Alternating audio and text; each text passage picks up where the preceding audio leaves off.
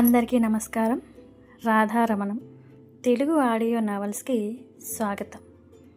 ముందుగా నా ఛానల్ని సబ్స్క్రైబ్ చేసుకోండి.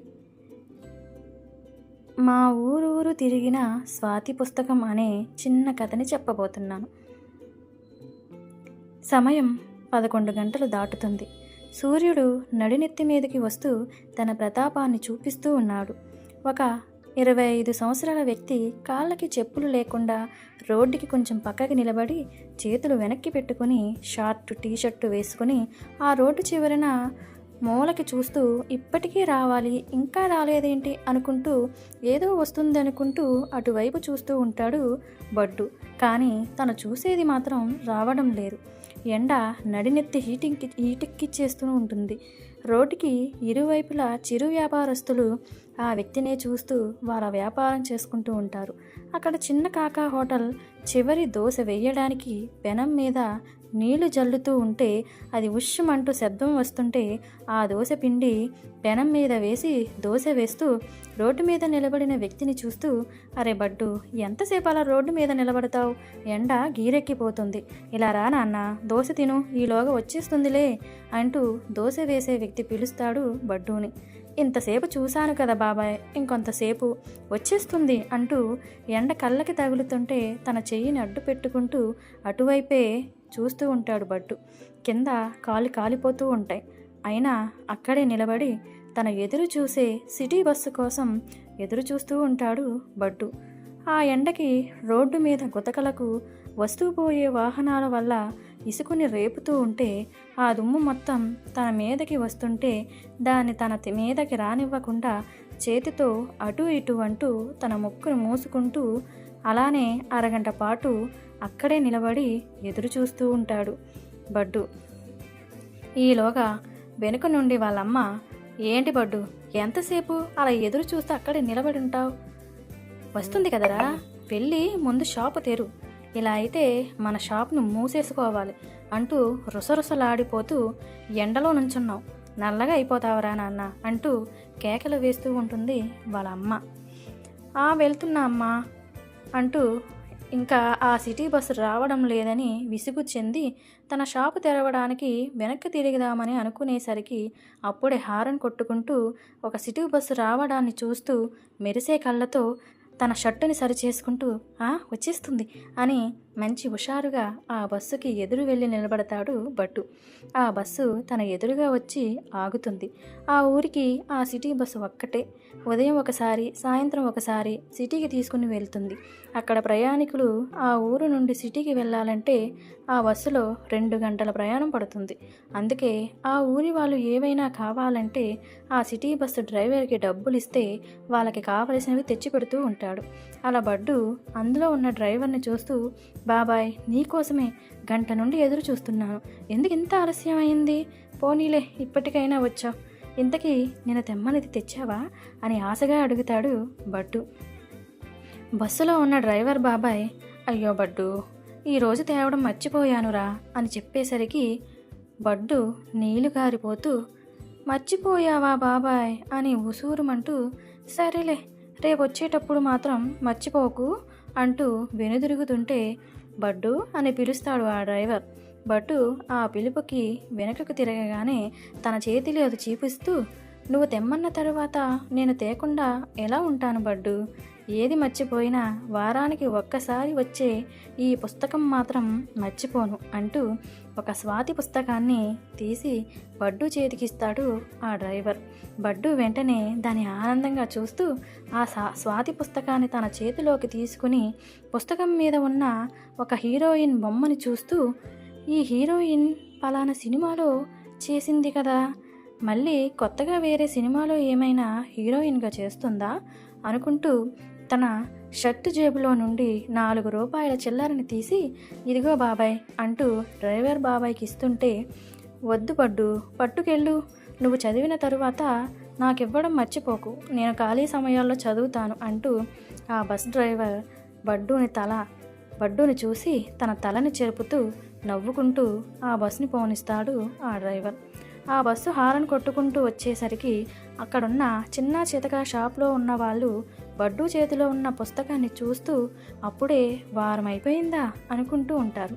బడ్డు ఆ స్వాతి పుస్తకాన్ని చూస్తూ హీరోయిన్ బొమ్మను చూస్తూ హుషారుగా వెళుతున్న బస్సుని చూసి థ్యాంక్ యూ బాబాయ్ అంటూ చెయ్యి ఊపుతూ నడుచుకుని తన షాపు దగ్గరికి వస్తూ ఉంటాడు బడ్డు.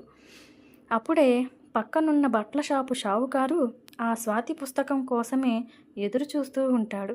బడ్డు చేతిలో ఆ పుస్తకాన్ని చూస్తూ ఆ బస్సు వెళ్ళిపోతూ ఉంటే ఆ పుస్తకం తెచ్చిచ్చినట్టున్నాడు అనుకుంటూ బడ్డు దగ్గరికి వచ్చి తన చేతిలో ఆ పుస్తకాన్ని చూస్తూ, ఈ వారం పుస్తకం అప్పుడే వచ్చేసిందా బడ్డు అంటూ దాన్ని లాక్కుంటూ, ఈ వారం ఏ హీరోయిన్ బొమ్మను వేశాడు అంటూ మొదటి పేజీ మీద ఉండే హీరోయిన్ బొమ్మను చూస్తూ, ఆ హీరోయిన్ కనిపించక కొంచెం ఎక్స్పోజింగ్గా అనిపిస్తూ ఉంటే దాన్ని చూస్తూ, నేను ఇందులో ఉన్న నవల మధ్యలో ఉన్నాను, అసలు ఈ వారం ఏం జరుగుతుందో ముందు అది చదవాలి అంటూ దాన్ని చదివి ఇచ్చేస్తాను అంటూ గరానాగా దాన్ని లాక్కొని ఊపుకుంటూ పట్టుకుని వెళ్ళిపోతుంటే బడ్డు విసుగ్గా, అదేంటి మామ అలా పట్టుకెళ్ళిపోతున్నావు, దానికోసం ఇప్పటి వరకు ఎంత ఎండలో నిలబడి ఎంత ఎదురు చూశానో నువ్వు చూసావు కదా, అది నేను చదివిన తరువాత నీకు ఇస్తాను బాబాయ్, అది నా పుస్తకం నాకు ఇవ్వు అంటూ అడుగుతాడు బడ్డు. అయినా ఆ షావుకారు, అరే బడ్డు, కొన్నది నువ్వైనా మొదట ఎప్పుడు నేనేగా చదివేది, నన్ను చదవనీరా అంటూ ఆయన బట్టల షాపులోకి వెళ్ళి కూర్చుని ఆ పుస్తకాన్ని చదవడం మొదలు పెడతాడు. అక్కడున్న అందరిలో బడ్డు చాలా చిన్నవాడు, అందుకే బడ్డు అంటే చాలా లోకువ.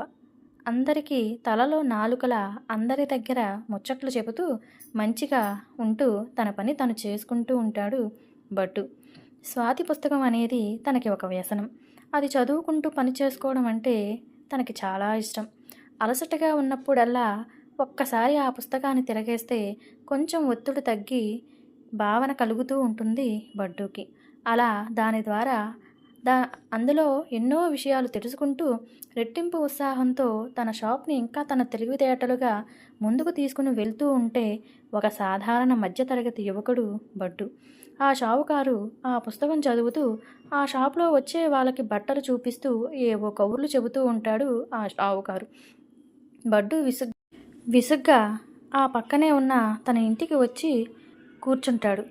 అప్పుడే తన తల్లి లోపలి నుండి గ్లాస్తో మజ్జిగ తెచ్చి, ఎందుకు నాన్న ప్రతి వారం ఆ పుస్తకం కోసం ఓ పాకులాడుతూ ఉంటావు, ఏముంటుంది అందులో అని కసురుతూ, నువ్వు ఇంత కష్టపడి ఆ పుస్తకాన్ని ఈ ఊరికి రప్పిస్తావు, కానీ అది నీ చేతికి వచ్చేసరికి ఆ షావుకారు వచ్చి లాక్కుని వెళ్ళిపోతాడు. మళ్ళీ ఈ ఊరంతా తిరిగి దాని నీ చేతిలోకి వచ్చేసరికి రూపురేఖలు లేకుండా అయిపోతాయి, డబ్బులు దండగా అంటూ తన తల్లి తిడుతూ ఉంటే బడ్డు చిన్న చిరునవ్వు నవ్వి, అమ్మా, నేను కొన్న పుస్తకాన్ని ఇంతమంది మన ఊరిలో చదువుతున్నారు అంటే అది ఆనందమేగా, ఆఖరికైనా అది వచ్చేది నా చేతిలోకే కదా అమ్మ, అప్పుడు అది నా దగ్గరే ఉంటుంది, అప్పుడు తాతయ్యగా చదువుకుంటాను, ఇప్పుడు ఏమైంది అని చిన్న చిరునవ్వు నవ్వి, అమ్మ నేను షాప్కి వెళ్తున్నాను అంటూ పక్కనే ఉన్న తన షాప్కి వెళ్ళిపోతాడు బడ్డు.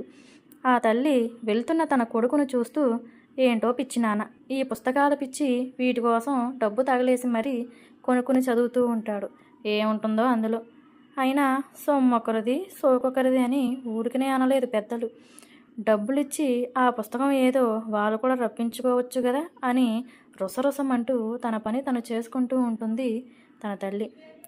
తన షాపులో కూర్చొని ఆ బట్టల షాపు వైపు చూస్తూ ఉంటాడు బట్టు. ఆ షావుకారు వచ్చి వెళ్ళే వాళ్ళతో పరిహాసాలు ఆడుతూ అప్పుడప్పుడు ఆ పుస్తకాన్ని తీసి చదువుతూ ఉండడం చూస్తూనే ఉంటాడు బడ్డు. అలా రెండు రోజుల తరువాత ఆ పుస్తకాన్ని చదవడం పూర్తి చేసి, ఒరే బడ్డు, ఇదిగోరా పుస్తకం అంటూ పుస్తకం ఇస్తుంటే అప్పుడే పక్క షాపు ఆయన కూడా ఆ పుస్తకం కోసమే ఎప్పుడు బడ్డు చేతిలోకి వస్తుందా, ఎప్పుడు తీసుకుందామా అన్నట్టు ఎదురు చూస్తూ ఆ షావుగారు తెచ్చి ఇచ్చేసరికి వాళ్ళ దగ్గరికి వచ్చి, ఏంటి బడ్డు, ఈ వారం కొత్త పుస్తకం అప్పుడే వచ్చేసిందా అంటూ దాని చేతిలోకి తీసుకుని, అబ్బా, ఈరోజు ఇందులో ఎద్దనపూడి సులోచన రాణి గారు రాసిన ప్రియసఖి చివరి భాగం చదవాలి, ముగింపు ఎలా ఇచ్చారో చాలా ఆతృతగా ఉంది బట్టు, చదివేసి సాయంత్రానికి ఇచ్చేస్తాను అని గరానాగా ఆయన పట్టుకుని వెళ్ళిపోతుంటే బడ్డు ఆయన చేతిలో ఉన్న ఆ పుస్తకం వైపే జాలిగా చూస్తూ ఉసూరుమంటూ మళ్ళీ షాపులోకి వెళ్ళిపోతాడు బడ్డు. అలా సాయంత్రం షాపు అన్నీ మూసేసే సమయాన, ఒరే బడ్డు, ఇదిగోరా పుస్తకం, ముగింపు చాలా బాగుంది, వీలైతే నువ్వు కూడా చదువు అంటూ ఆ నవల్ని నువ్వు చదివని ఉచిత సలహా ఇచ్చి నవ్వుతూ వెళ్ళిపోతాడు ఆ షాపువాడు. బడ్డు తన చేతిలోకి వచ్చిన పుస్తకాన్ని చూస్తూ, ఇంత త్వరగా నా చేతికి వచ్చేస్తుందని అనుకోలేదే అని అనుకుంటూ సమయం 8 గంటలు చూపిస్తుంటే, సమయం 8 అయ్యింది. ఆ షాపు మూయకుండా మళ్ళీ ఆ షాపు తెరుస్తూ ఆ షాపులోకి వెళ్ళి ఆ స్వాతి పుస్తకాన్ని చూస్తూ కాసేపు అక్కడే కూర్చొని చదివి వెళ్ళిపోదామనుకుంటూ లోపలికి వెళ్తుంటే, అప్పుడే బడ్డు షాప్కి ఎదురుగా ఉండే ఫ్యాన్సీ షాపులో పనిచేసే మళ్ళీ ఒక 40 సంవత్సరాలు ఉంటాయేమో, ఎవరూ చూడకుండా అటు ఇటు చూసుకుంటూ బడ్డు దగ్గరికి వచ్చి, బడ్డు, ఆ పుస్తకం వచ్చిన దగ్గర నుండి చూస్తున్నా, నీ దగ్గరికి ఎప్పుడు వస్తుందా, నేను ఎప్పుడు తీసుకుందామా అని. ప్లీజ్ బడ్డు, ఆ పుస్తకం నాకు ఇవ్వవు, ఈ రాత్రికి అంతా చదివేసి రేపు ఉదయం ఇచ్చేస్తాను అంటూ ఆవిడ బ్రతిమాలినట్టు అడుగుతుంటే, బడ్డు ఆవిడ అడిగిన దానికి కాదనలేక, సరే తీసుకో అత్త, రేపు ఉదయం మాత్రం ఇచ్చేయాలి మరి అంటూ ఆ పుస్తకం ఆవిడ చేతికి ఇస్తాడు. ఆవిడ ఆ పుస్తకాన్ని చూస్తూ, థ్యాంక్స్ బడ్డు, అడిగిన వెంటనే ఇచ్చేశావు, నువ్వు చాలా మంచివాడివి అంటూ బడ్డూని పొగిడి పట్టుకుని వెళ్ళిపోతుంది మళ్ళీ. బడ్డు చిన్నగా నవ్వుకుని తన షాపు మూసేసి ఇంటికి వెళ్ళిపోతూ ఉంటే, అక్కడే తన పక్క షాపులో షావుకారు మిగిలిన కొంతమంది షాపులన్నీ మూసేసి కాసేపు కాలక్షేపం కోసం గుంపుగా కూర్చుని ఉదయం జరిగిన సంఘటనలు అన్నీ చెప్పుకుంటూ ఉంటారు.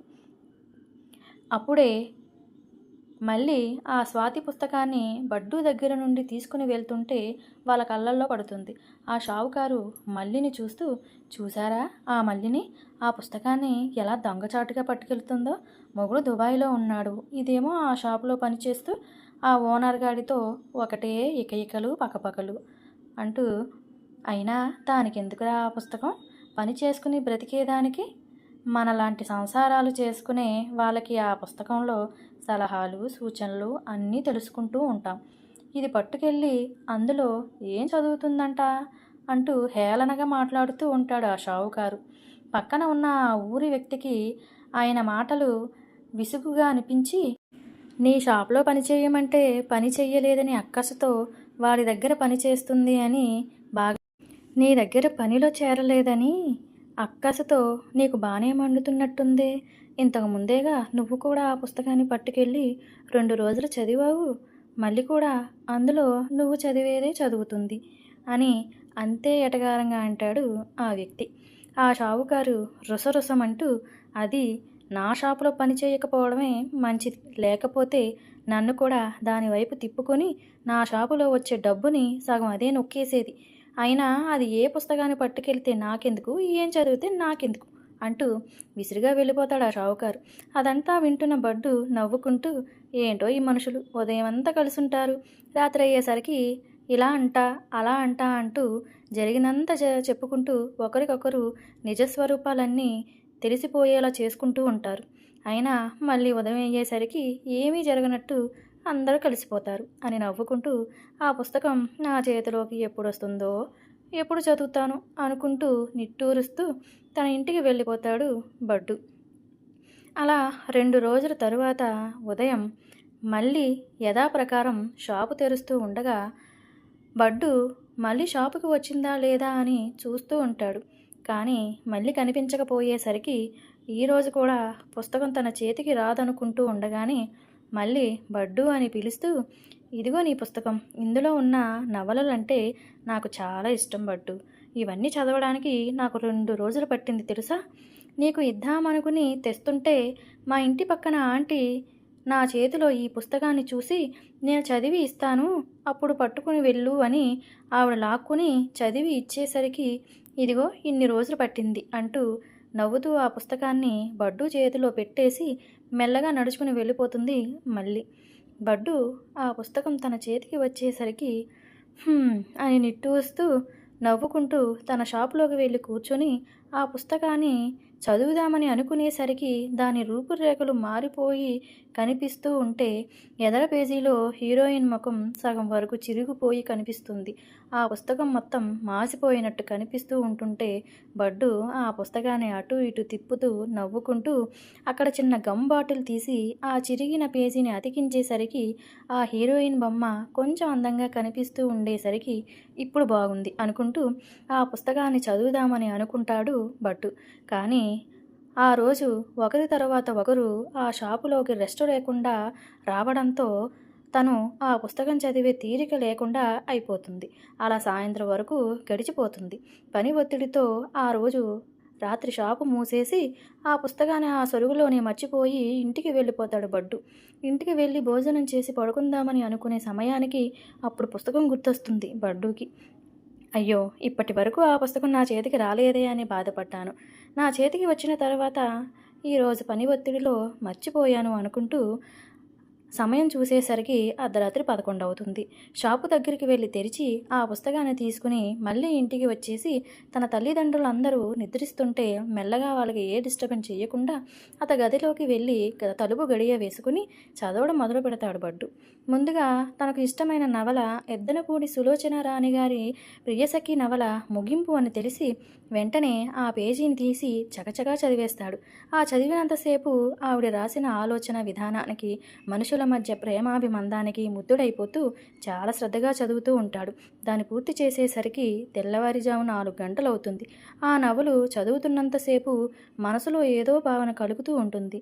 అలా కొన్ని పేజీలు చదువుతూ అందులో కొత్తగా రాబోతున్న హీరోయిన్స్, వాళ్ళు చేసే సినిమాల గురించి, హీరోల గురించి చదువుతూ వ్యాపార రంగంలో రాణిస్తూ ఉన్న కొంతమంది విజయ అపజయాల గురించి తెలుసుకుంటూ అందులో ఇచ్చిన పజిల్ని పూర్తి చేద్దామని అనుకునేసరికి ఎవరో పూర్తి చేసేసి దాని నిండా గీతలు గీసేయడం ఉండడంతో ఒక నిట్టూర్పు వదులుతూ ఇంకో పేజీ తీయగానే సరసమైన కథ అని కనిపిస్తుంటే దాన్ని చూస్తూ అందులో ఆలు మగలు పక్కపక్కనే కూర్చుని చేతులు పట్టుకుని ఒకరి కళ్ళల్లోకి ఒకరు చూసుకుంటూ ఉన్న చిత్రాన్ని చూస్తూ తనలో తానే సిగ్గుపడుతూ నవ్వుకుంటూ ఆ కథని కూడా పూర్తి చేస్తాడు బట్టు.